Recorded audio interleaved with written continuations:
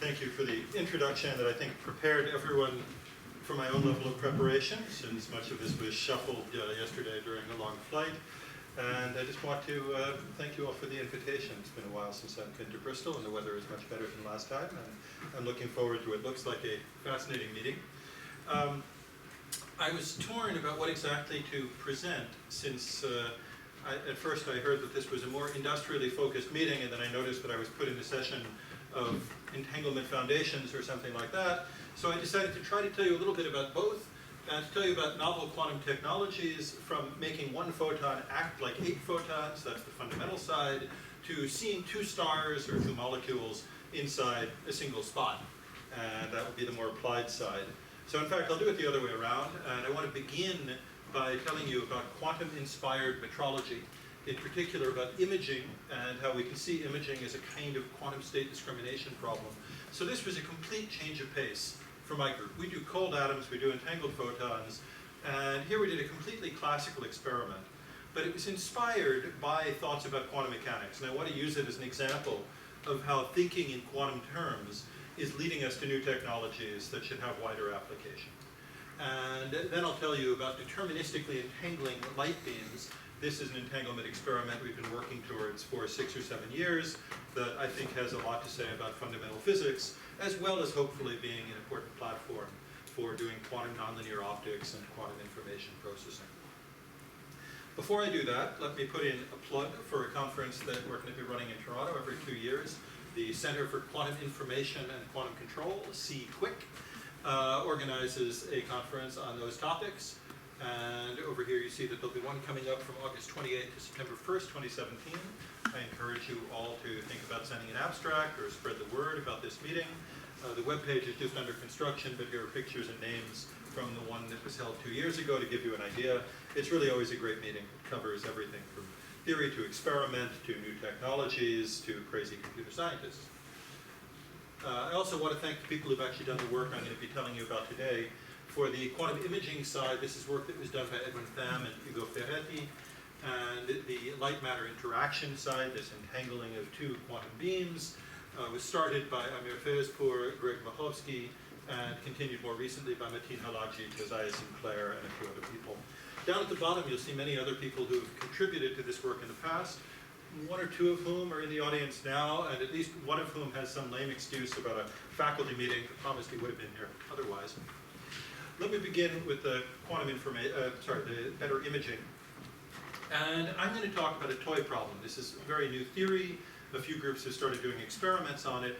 So far, there's one very simple, not entirely realistic problem we've demonstrated we can solve, and we're very interested now in pushing this towards more practical problems. So here, imagine imaging something like a binary star, but given certain promises that we know, for instance, that the 2 stars are exactly the same intensity. I think we all know the problems with imaging small things that are far away, or big things that are even further away. I can't really tell how much of this you can see in this lighting, but that's meant to indicate 2 stars. And we all know that if the separation between 2 objects we're trying to image is small compared to the point spread function, which I'll call sigma, then we have trouble resolving them. That's Rayleigh's criterion. Now, of course, if you have millions of photons and you reconstruct an image like this, you can still tell there are 2 objects, and you can get a fair amount of information about their separation. My question is just how much information and how many photons are required. So as 2 objects get closer and closer together, how well can I estimate the distance between the centers of the 2 spots that are superposed down here? You might think that that would just be the width of the point spread function, sigma, divided by the square root of the photon number. Right? That's how things usually scale. And in fact, if we had asked how well you could estimate the center of one spot, that would have been exactly the right answer. However, once these 2 spots are overlapped, it turns out that the only visible difference to a single spot is that this is slightly wider. So what we need to do is estimate not the center, but the width of this distribution. And that's harder to do. I won't step you through the math, but it's relatively simple. If you try to measure the variance of this photon arrival distribution, it has a certain uncertainty given by this formula. It has the dimensions it has to have. The problem is the variance only grows quadratically with the separation between the 2 centers. So we have to backtrack from that, and you do your usual error propagation. and you find that your final uncertainty in that separation S diverges as 1 over S. All right, so the error in this separation measurement is not just sigma upon root n, but in fact much worse when S is smaller than sigma. And that's what our collaborator Manke Tsang has termed Rayleigh's curse. It's even worse than Rayleigh's criterion. And this is the problem that we'd like to resolve. That was the naive experimentalist's viewpoint on things. Of course, the theorists do things with fancier words, and they get the same result. So this is from Manke's paper with his collaborators Nair and Blue. And what he calculated is the Fisher information. How much information is there in the image about a parameter you wish to extract? Here's the information about the centroid as a function of the separation. And you see it has this funny dip, but you get a lot of information even as the separation goes to 0. On the other hand, if you ask, about the centroid. If you ask about the information about the separation, that's this red dashed curve down here, and it vanishes as the separation goes to 0. Now the inverse of that Fisher information is what's known as the Kramer-Rao bound, and that tells us the lowest possible error of any unbiased estimator of the separation. So that's the same result that I've been discussing before. The surprise in this paper was that if instead of calculating the classical Fisher information, they calculated the quantum Fisher information, taking into account the quantum nature of the field, so to speak, they found a flat line. In other words, no matter how small the separation is, you can estimate the separation just as well as you could if the objects were well resolved. So there is no Rayleigh's curse in this case. Now in this case, when I say quantum, what do I really mean? I mean taking the phase of the light into account. Even though these two sources are completely incoherent, there is information in the phase. So classical Fisher information considers only the intensity, where the photons arrive. And if we think about distinguishing two spots, telling whether a spot is at 0 or whether it's at delta, well, if delta is small compared to the width of the distribution, this falls off like a Gaussian. These two things are almost identical, and I can't tell them apart. That's the case for a single photon state. If, on the other hand, I have n photons, the distinguishability between, the overlap between these two distributions goes as that e to the minus delta squared raised to the nth power. So as long as sigma is, as long as delta, the separation, is larger than 1 on root n, these two functions are nearly orthogonal, and I can distinguish n photons here from n photons here. If you go through the same thing for a mixed state of two spots separated by s as opposed to two spots separated by s plus delta, it turns out you're still dominated by these terms, by the difference between 0 and delta. The distinguishability, or the overlap, is essentially the same as in the first case. The only thing is that you don't get that by looking just at the intensity distribution. So we need to somehow probe something phase dependent. And the way we think about that, inspired by Manke's work, is as a kind of quantum state discrimination problem. We're trying to distinguish two non-orthogonal states. One of the simplest strategies for doing that is to think of this state, this Gaussian displaced by delta, as a superposition of the undisplaced Gaussian and some small admixture of an odd wave function, in this case a TEM01 mode. If we project onto this TEM01 mode, we can only get a result if we don't have the spot centered at 0. So it's a kind of background-free measurement instead of that quadratic growth we were worried about before. So it turns out that for small delta, this gives us all of the available information about the separation. And it's a technique that Manke termed SPADE, I forget what that stood for.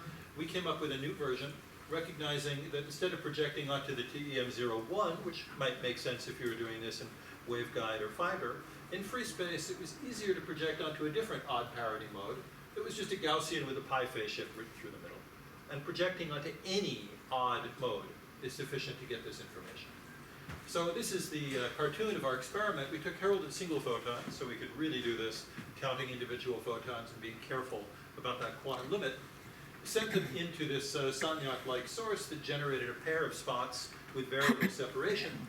And then we took this virtual double star, or small molecule, inserted a glass slide in order to write a pi phase shift on 1/2 of the image, and then tried to couple into the TEM00 mode of a fiber. So this is an effective way of, not perfectly efficiently, projecting onto the odd mode of this state of fluid. And when we did this, we compared our technique, SPLICE, I forget what that stands for, Super Resolved Position Localization by Inversion of Coherence About an Edge, I think it was, with the IPC, the conventional technique, which is just image plane counting, just looking at the intensity. Now what you see here is for different separations on the horizontal axis, a number of repeated measurements done with on the order of a few thousand photons, and the estimate that we got for the separation. So this vertical width is telling you the error of each of these reconstructions. And if you look on the right, you see that for small separations, the conventional technique simply falls apart. We just cannot get a good estimate down here. Whereas SPLICE does essentially equally well no matter how small the separation gets. So we can plot what the standard deviation really is, and the solid dots here are for SPLICE. You see they come in to the y-axis more or less flat, just a factor of 1.5 or so above the quantum limit. Whereas if you look at the conventional technique, you see the error diverges as the separation goes to 0. Well, maybe you see that it doesn't diverge. So I like this part of the story because it shows why experimentalists are still good for something.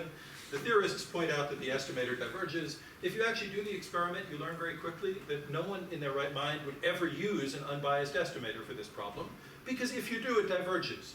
So you use a biased estimator, and if you had to solve this problem, you would discover that on your own very, very quickly.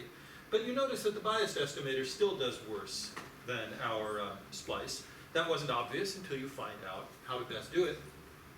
So instead of looking at the standard deviation, let's look at the total RMS error, which includes the bias. And again, you see the RMS error remains flat for our technique, which uses the phase, and it grows pretty quickly for the IPC.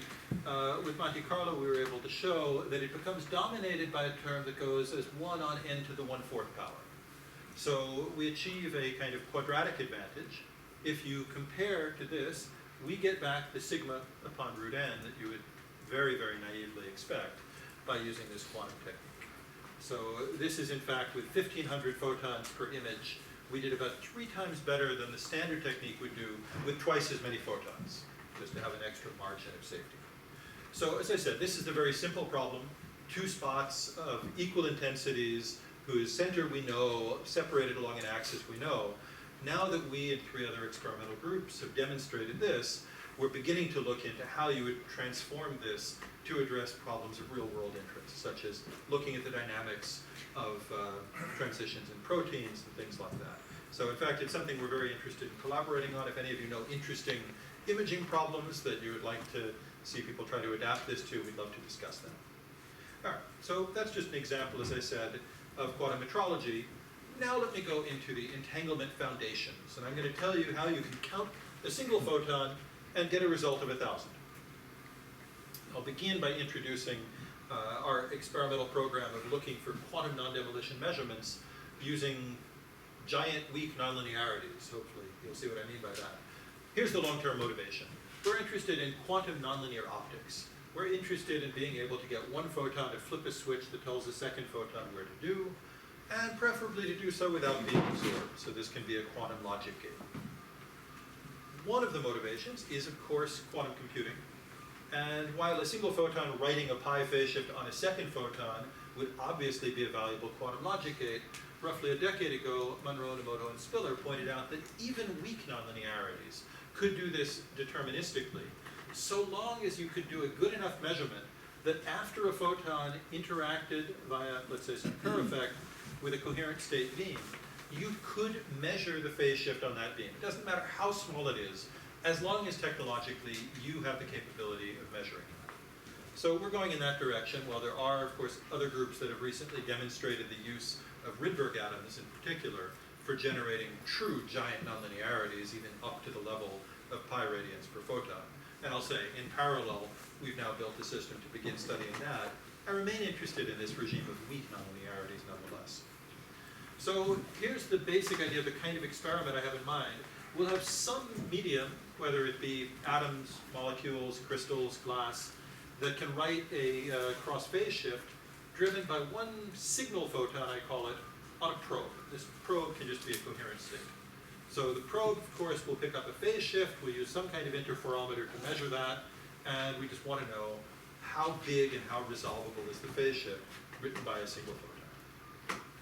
the basic idea that we have in mind for all of these Kerr effects is this cross-phase modulation due to an AC stark shift. So let me give you a quick cartoon of how that works.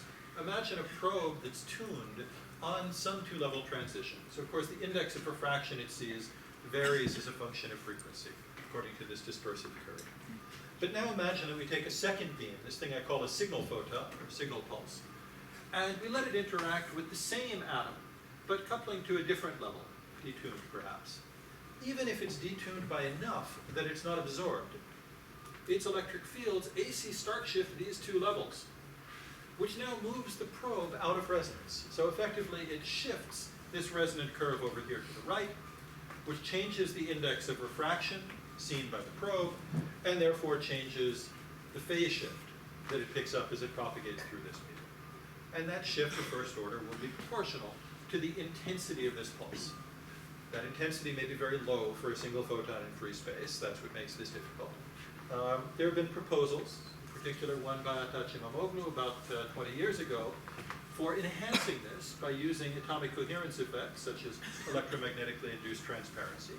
I won't go into the details, but the idea is that by adding one level, adding one beam, we can end up with, in principle, an arbitrarily steep slope to this dispersion curve, giving us even higher sensitivity to the AC stark shift, and create a transparency window in the middle so that the probe beam is not being absorbed while it picks up this phase shift.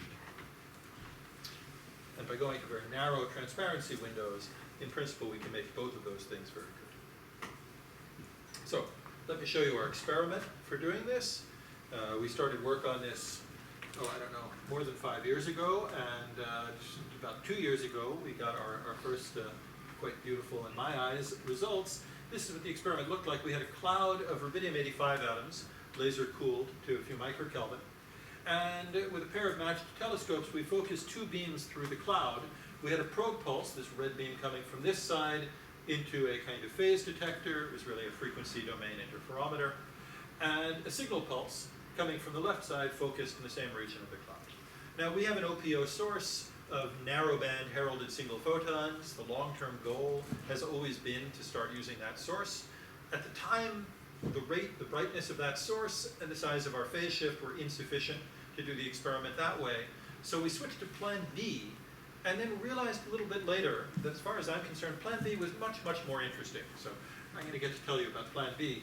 In this one, the signal pulse was also a coherent state, just a classical laser beam, but attenuated down to the level of, let's say for now, just a few photons. And at the same time, there's this coupling beam here. That was just for the EIT. You can think of that as a catalyst. That just prepares the medium in the state that we need. So here's our data. This on a log-log scale is the cross-phase shift versus the average photon number in that incoming pulse.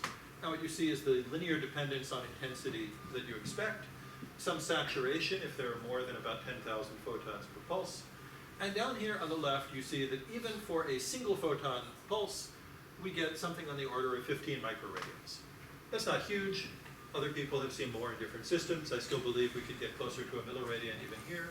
But to my knowledge, this is the first time, and I have to be careful to put in all of the right qualifiers, the first time that the phase shift due to single photon pulses was observed in free space. I think that might do it. There have been a number of cavity QED experiments, obviously, that get much larger phase shifts. There have been experiments in microstructured fiber. And there have been a number of experiments using EIT to argue that there was a sizable single photon phase shift, but whenever you read the fine print, they say, we therefore estimate that we had 1,000 photons in the right area for the right time, and if we divide by 1,000, we get a nice number.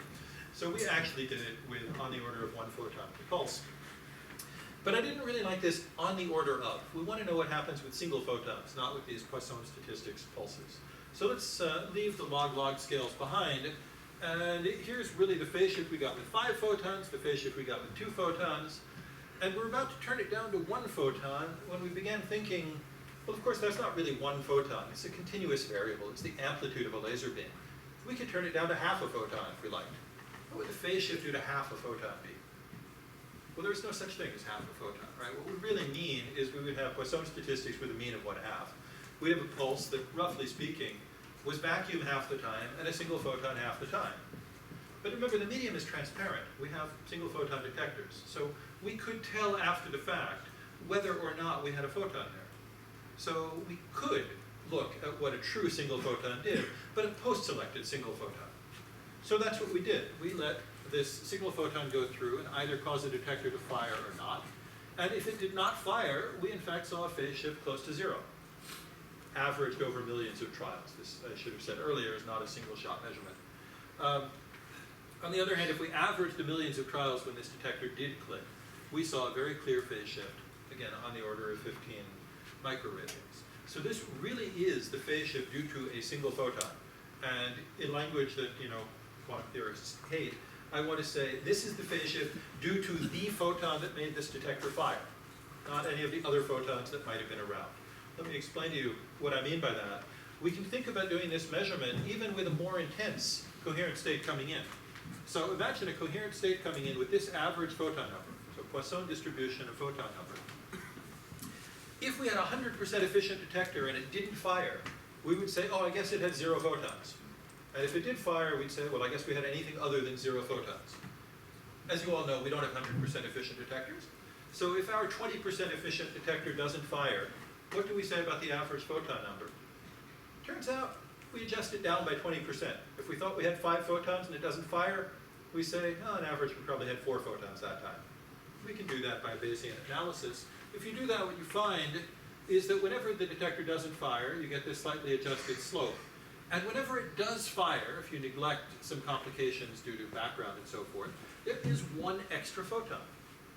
So it really is the case that there's some background number of photons, and whenever the detector fires, there's 1 additional one on average. Turns out this is easier to understand quantum mechanically than classically. I love when that happens. Quantum mechanically, we had a coherent state coming into a beam splitter. We had a coherent state coming into an inefficient detector, which the quantum optics people know we can model as a beam splitter that only lets some fraction go through to a hypothetical 100% efficient detector and some port where everything is lost. Now, a beam splitter with a coherent state incident upon it generates 2 coherent states at the output, but most importantly what it generates is a product state. There is no entanglement between these 2 outputs. What does that mean physically? If there's no entanglement between 2 systems, then that means I don't change the state of system 1 by making a measurement on system 2. So whether or not this detector fires, there are 1 minus eta times alpha squared photons over here. That was that 20% down adjustment that I mentioned before. Whereas here, there's either 0 or 1 photons, depending on whether or not the detector fired, because by assumption, that was a 100% efficient detector. All right. So there's the solution. It's exactly what you get from Bayes' theorem, but my students didn't trust classical statistics. They did a very long quantum calculation, and I don't trust long calculations, so I did that picture.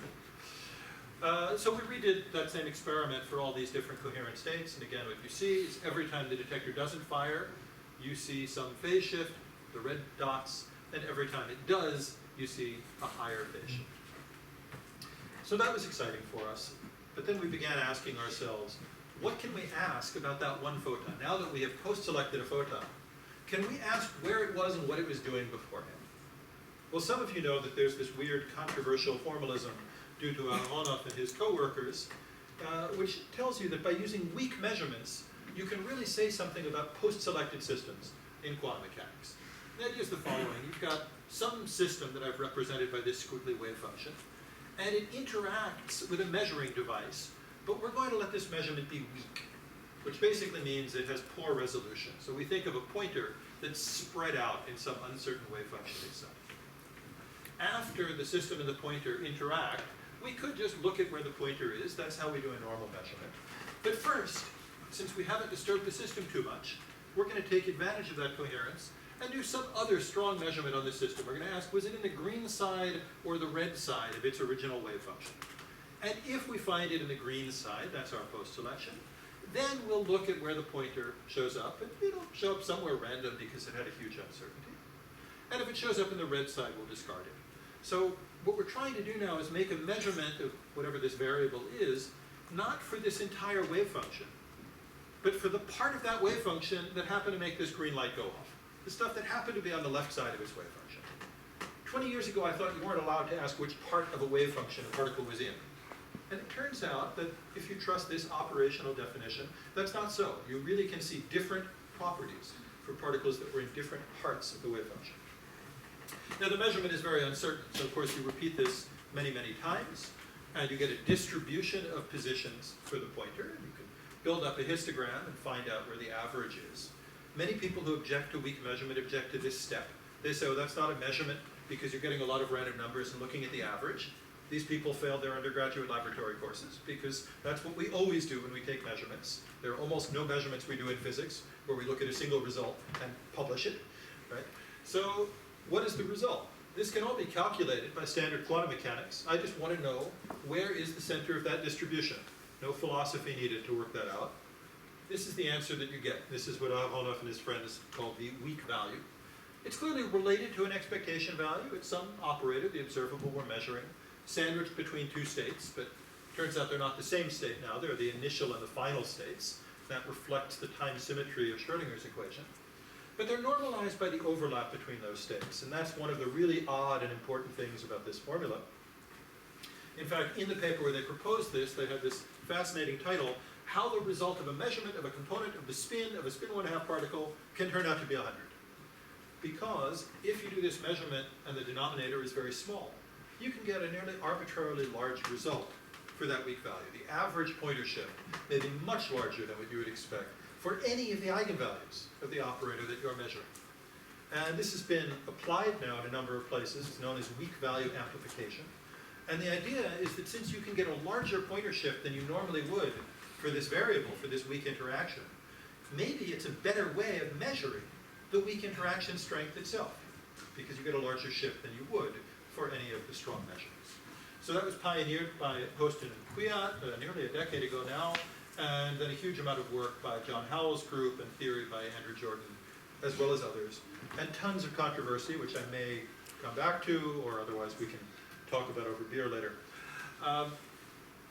We decided to translate this experiment to our regime and ask not how can the measurement of a spin be 100, but how can the result of the measurement of the number of one photon be 1,000? So what are we going to do? We're going to take our photon, our signal photon, and split it into two paths. And we're going to ask how many photons are in this path, how many photons are in this path. There's only one photon in total.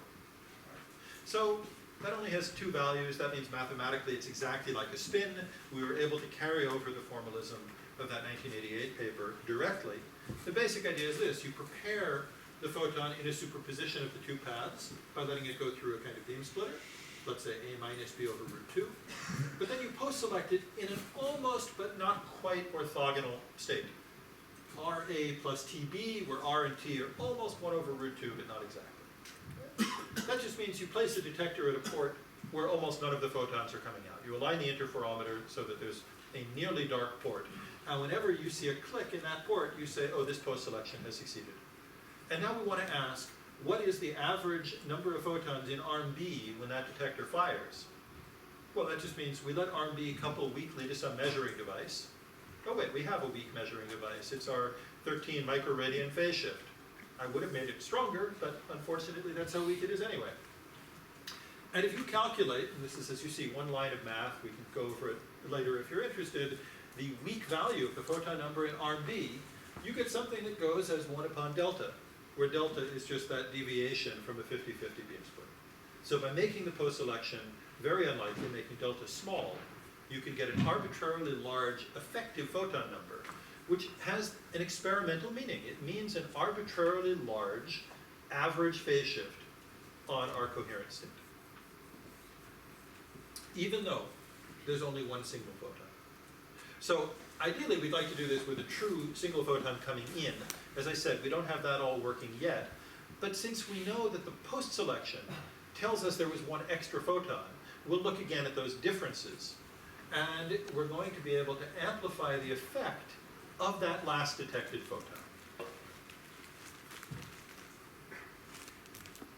This is the experiment. It's basically the same idea, a bunch of atoms, this coupling beam, two beams coming from the two different sides, with the one addition that the signal now is a kind of interferometer. You don't see it in the cartoon because it's a polarization-based interferometer in order to guarantee stability.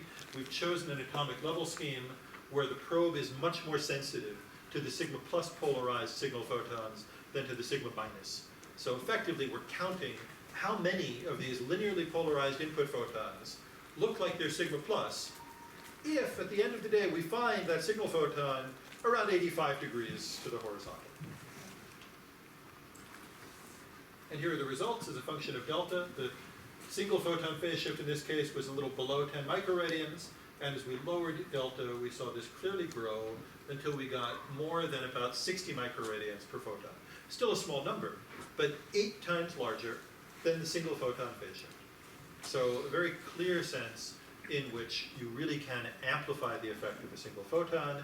And I want to stress that this is based on true entanglement between these two optical beams. Not a huge amount of entanglement. Phase shift is very small, even compared to the quantum noise in that probe beam, but true entanglement. And that's in contrast to most of the optical weak measurement experiments which have been done in the past, which tend to use 2 different degrees of freedom of the same photon. So you can entangle the polarization and the position of one photon, but you could explain the same experiment simply by using Maxwell's equations. It's entirely a classical phenomenon. Thanks. All right, so let me use my final time to just give the short version of the practical question. Is this amplification actually good for anything? So this remains controversial. We've got a new paper out on the archive that argues that it can be good in very limited circumstances, and we'd like help identifying just which of those circumstances arise in practice. But let me give you some of the back and forth. Here's the simple argument, and embarrassingly, this is the argument I did long ago on the back of an envelope that convinced me not to get into this game, and then a bunch of other people started doing it, and I realized I'd missed a boat. The weak value blows up as 1 over this overlap. That's the amplification. On the other hand, the post-selection must succeed for you to get data, and the probability of a successful post-selection is the square of that overlap. In other words, if I choose f dot I to be 1/10, then the pointer shift gets 10 times bigger, but my data rate gets 100 times smaller, which of course means that due to the root n effect in data taking, our noise essentially gets 10 times bigger as well. So it's a wash. We don't lose, which is already interesting, but we don't gain anything in signal to noise. Or I shouldn't say signal to noise because the theorists jump all over me. What I mean by that is how much information you get at the end, this thing they call Fisher information. Now, relatively early on, people pointed out that this is true if the noise is statistical, whatever that means, as opposed to technical, whatever that means. And the example that people liked to point to was imagine that you're taking an image and you have a 10 micron pixel size. Then if you have some displacement of 1 micron, you're not going to be able to see that. So rather than just using more photons, you should amplify that displacement to more than the pixel size, and then you'll be able to see it. So there would really be a qualitative difference. Now it turns out that's not really true. If you want to do imaging, you can fit things to much better than the pixel size if you know how to image properly. So I don't quite buy that. On the other hand, what do I mean by statistical? We thought about this more, and we wrote about it a little in a theory paper in 2011. The reason that the noise drops as 1 over root n is because of a kind of random walk. Because every time I take new data, I'm looking at a different randomly selected value of the noise field. But in reality, noise has correlations. There's a lot of noise that fluctuates very slowly. And if I keep turning up my data rate, and I take more and more data within a correlation time of the noise, I keep picking the same value of that random noise field. So I no longer get the advantage of the random walk. I don't get any added advantage by making more and more measurements within that correlation time. So once your data rate is faster than this time scale of the noise fluctuations, I think it does actually make more sense to post-select, say that wasn't helping us anyway, let's amplify the signal, and we don't lose anything. This is the claim that's led to a lot of argument, a lot of papers that have been saying there's no advantage to weak value amplification.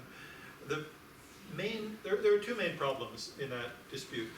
One of them is that when an experimentalist says there's an advantage, he means it's better than what everyone normally does. When a theorist says there's no advantage, it turns out they mean this is not the global optimum. That's not really the same question. So it is correct that this is not the global optimum. That's not really what matters to me. The second is that the theorists seemed to focus for a while on the question of whether it helps you to throw away data, because this word post-selection disturbs people. So let me reassure you, You never get more information by throwing away data. Okay? What you do is you get information by building a more complicated setup that lets you do a second measurement. And then the way you correlate the two measurements may vary. The simplest thing we can do is throwing away data. If we keep all the data, we do slightly better, incrementally better. But the important thing was to build a more complicated experiment. And in the theory papers, they just assumed that we could do whatever experiment we liked. So we're not really comparing the same thing. So our perspective is the following, that there are a few situations where weak value amplification is useful. There's an obvious but trivial one, which is where your detector is saturated anyway, so you were about to turn down the intensity of the source. You say, well, I could just turn down the intensity of the source, or I could post-select and amplify the signal while I'm doing it. Obviously, I'll amplify the signal. But there are more interesting cases related to this correlation time. And they do in fact show that as your photon rate increases, your Fisher information will continue going up longer if you do this amplification, but not quite as well as if you did the very, very optimal thing. And the funny thing we found in our most recent paper is that in many cases, the optimal thing is something experimentalists already know as lock-in amplification. So we were doing the right thing all along. The question that remains in my mind is, are there cases where it's difficult to do the optimal thing? And it might be a good idea to do this sometimes nearly optimal thing. And that really depends on the details of the experiment, how you count your resources and so forth. I will say that as we finished our paper on the weak value amplification, we had a surprise. We just compared the results of the two papers. We hadn't been aiming for this yet. And we discovered that in our first experiment on the single photon phase shift, we had about 1 billion trials, so we post-selected 300 million events with photons, and we got 18 plus or minus 4 microradians as the per photon phase shift. And it turns out that in the second experiment, where we did the weak value amplification, we did only 830 million trials, which meant we had about 200 million successful post-selections, and our error bars were much smaller. We got 10 plus or minus 0.6 microradians. Slightly different setup, so the number is different. But much lower uncertainty.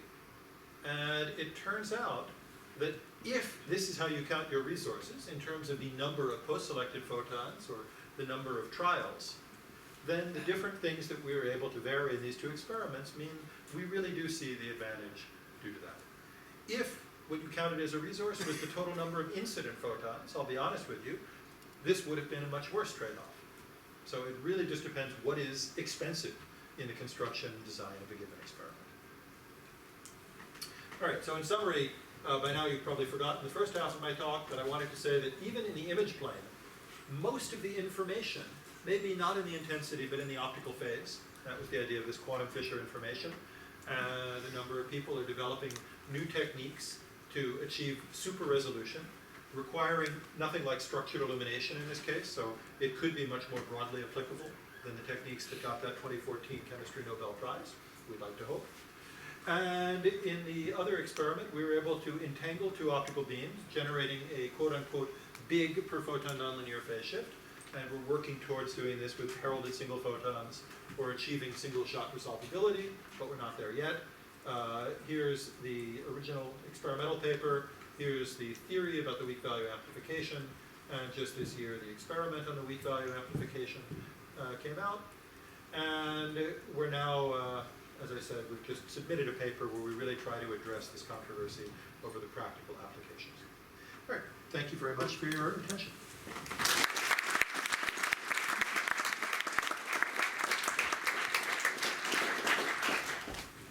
So time for, I ran late in my timing there, but we've got time for a short question.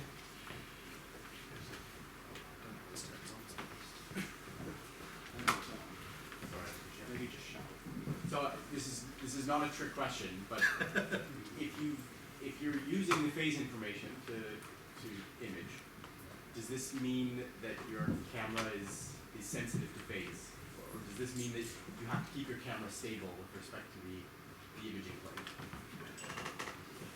This seems like a very difficult thing to do. As I say, there have been a number of different implementation setups. So some involve really doing a homodyne measurement with a local oscillator that's designed to have the right phase. In our case, after you get to the image plane, all we're doing is we're inserting a pi phase shift in one arm to do extremely stably. And don't see any particular instability regarding what came earlier. It's an interesting question about just, how far from the image plane, for instance, you could be and have this still work. I don't expect there'd be a lot of sensitivity, but it's a good thing to look into. Another question? I had a quick question. Cross-phase modulation, Yeah. acts in two ways. It phase shifts not only the probe, but also the signal. That's Or right. signal and the probe in equal. That's right. Well, or not equal, but each one depending on the photon Yeah. number and the other beam. So, of course, that means that this coherent state, which is quite intense so that I can measure the small phase shift, has many more photons. So it's writing a very large phase shift on the single photon, and in fact a very uncertain phase shift. But that's exactly the back action you would expect if you got into the regime of doing quantum non-demolition. Counting the number of photons, you would need to make the phase completely uncertain. So it's precisely what's required for that back action to have the right value. Yeah, okay, thank you. So let's thank Aephraim again and move on